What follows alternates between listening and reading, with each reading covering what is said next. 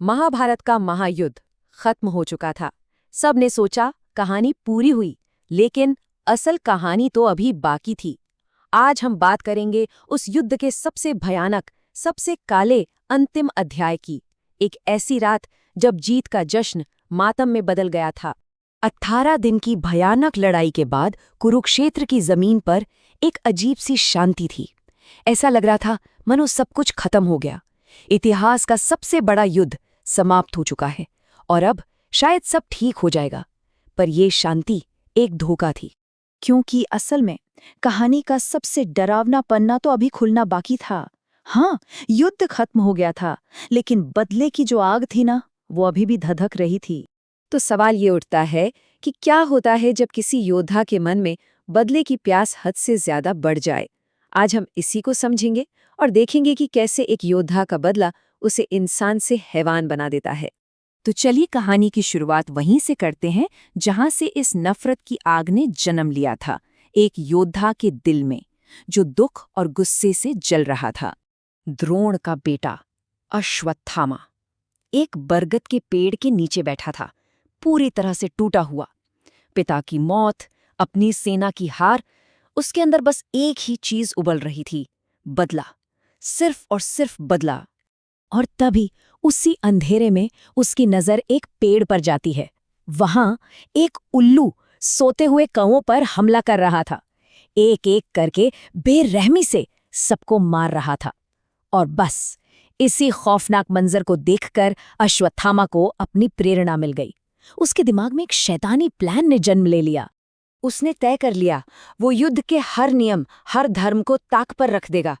देखिए, योद्धा धर्म क्या कहता है कि सोए हुए दुश्मन पर हमला करना कायरता है, लेकिन अश्वत्थामा ने कसम खाई, मैं उल्लू की तरह बनूंगा, मैं रात में ही हमला करूंगा।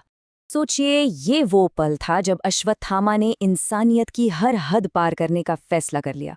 उसके लिए अब न कोई धर्म था, न कोई अधर्म, बस एक ही जुनून था, मौत। जैसा कि उसने खुद कहा, अब मुझे धर्म अधर्म की परवाह नहीं, मुझे केवल मृत्यु चाहिए।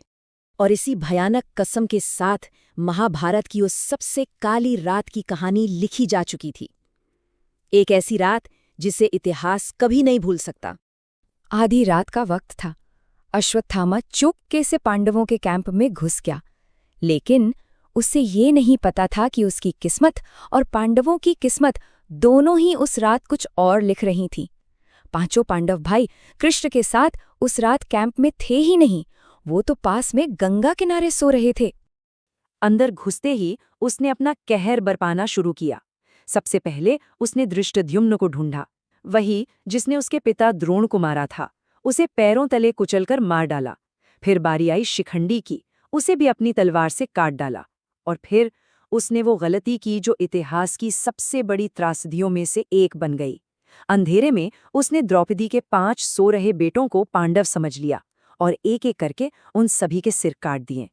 लेकिन उसका पागलपन यहीं नहीं रुका।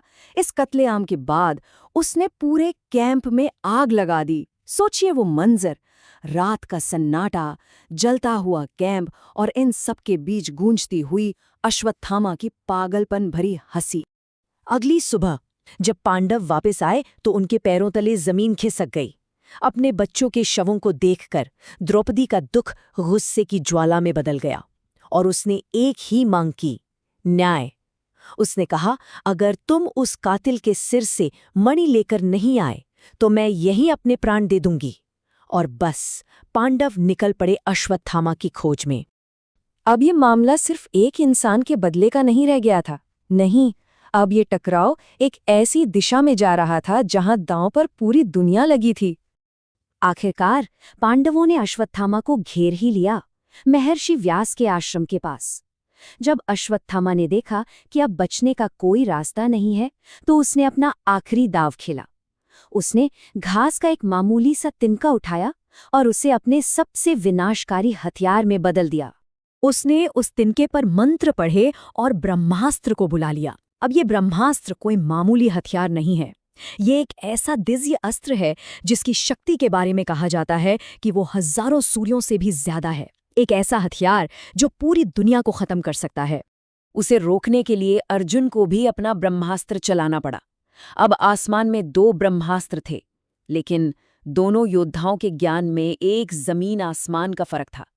अर्जुन को ब्रह्मास्त्र चलाना भी आता था और उसे वापस बुलाना भी, पर अश्वत्थामा उसे सिर्फ इसे चलाना आता था। उसे वापस बुलाने का ज्ञान उसके पिता ने उसे कभी दिया ही नहीं। और अब अश्वत्थामा ने वो कदम उठाया जिसे इतिहास का सबसे घिनौना पाप कहा जा सकता है, एक ऐसा काम जिसकी कोई माफी नहीं हो सकती। जब महर्षि व्यास ने देखा कि दुनिया तबाही के कगार पर है, तो उन्होंने दोनों से अपने अपने अस्त्र वापस लेने को कहा। अर्जुन ने तो ले लिया, पर अश्वत्थामा तो ऐसा कर ही नहीं सकता था। तब व्यास ने उसे कहा कि वो अपने अस्त्र की दिशा बदल दे, किसी ऐसी जगह की तरफ जहां कोई न रहता हो। लेकिन अश्वत्थामा ने साफ मना कर दिया। उसकी नफरत इतनी बढ़ चुकी थी कि उसने कहा, मैं पांडवों का वंश ही खत्म कर दूंगा। और उसने उस ब्रह्मास्त्र की दिशा उत्तरा के गर्भ की ओर मोड़ दी। उत्तरा, जो अभिमन्यु की पत्नी थी और जिसके गर्भ में पांडवों का आखिरी वंशज पल रहा था। ये वो पल था जब खुद भगवान कृष्ण को बीच में आना पड़ा। उन्होंने न सिर्फ भविष्य को बचाया, बल्कि अश्वत्थामा को उसके पापों की ऐसी सजा दी जो मौत से भी ज्यादा भयानक थी। श्री कृष्ण ने अपनी दिव्य शक्ति से उत्तरा के गर्भ में पल रहे उस बच्चे को तो बचा लिया, लेकिन फिर वो अश्वत्थामा की तरफ मुड़े और गुस्से में उन्होंने उसके माथे पर जन्म से लगी दिव्य मणि को जबरदस्ती खींचकर निकाल दिया। उस मणि की जगह अब एक गहरा जख्म था जो कभी नहीं भरने वाला था। और फिर कृष्ण ने उसे श्राप दिया, एक ऐसा श्राप जो सुनकर रूह कांप जाए।